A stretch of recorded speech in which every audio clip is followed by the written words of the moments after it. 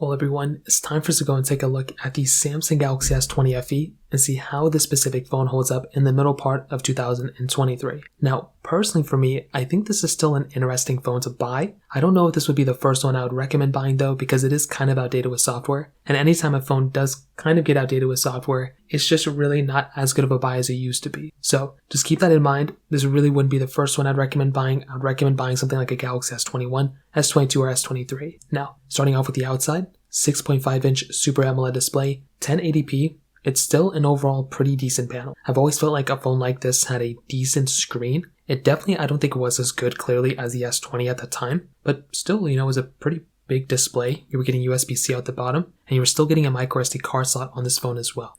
So that was some really, really good I/O to have on a phone like this. And I was really happy that Samsung was able to throw that kind of stuff into a phone like this because it was really, really cool. So that in and of itself was a very, very cool thing in and of itself. You're getting a plastic back, which was great. And you were also getting a triple camera setup, wireless charging, reverse wireless charging, a super solid, build quality overall, except it was a plastic back, which could be a huge turnoff for some people. But still, I feel like it was an overall pretty good thing. And I think that in and of itself was a really, really nice thing that Samsung did here. Now, in terms of the camera, wide ultra-wide telephoto lens. So definitely not the best looking camera of all time, but you had a wide angle camera on the front too. So that kind of stuff was really, really cool. Again, the fact that Samsung was giving us a decent camera on this type of phone was good. We were getting 4K at 60 on the front and the back, which is also really good, but it really wasn't that amazing of a camera compared to the Galaxy S20. The fact that we were getting 8K capability on that phone in and of itself was another really cool thing. So just another one of those things to keep in the back of your head. Now, in terms of software, this is where the S20 FE kind of fits in kind of a weirder spot. So because this phone did start off with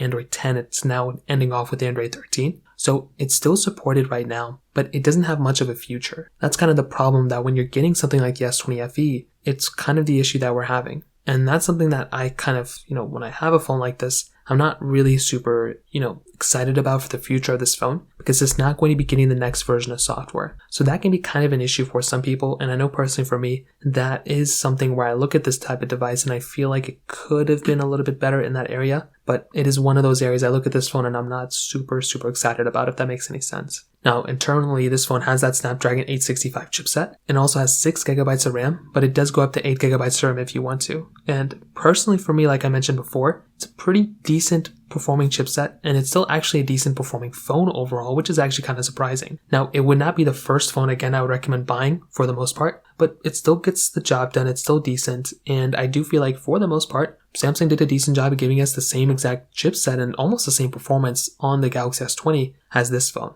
Games are still going to run pretty decent. If you're trying to do some emulation, this is going to be pretty good too. It's probably not going to be like the best performing device of all time, but I do think Samsung did a decent job here, and even that gets a thumbs up for me for sure. So to kind of sum up this video, what I'll tell you is, although the Galaxy S20 FE is still a good phone, I don't know if this would be the first phone I'd recommend to people to buy. I would recommend keeping it for sure, but I think you're much better off buying something like a Galaxy S21 FE or an S22 or one of those phones in the used market. So that pretty much covers it up. If you have any other thoughts or questions, let me know in the comment section below. Hit the like button, that would mean so much, but definitely hit that subscribe button. More importantly than everything else, I love every single one of you guys. Hopefully I'll catch you guys in the next video. Peace out till then.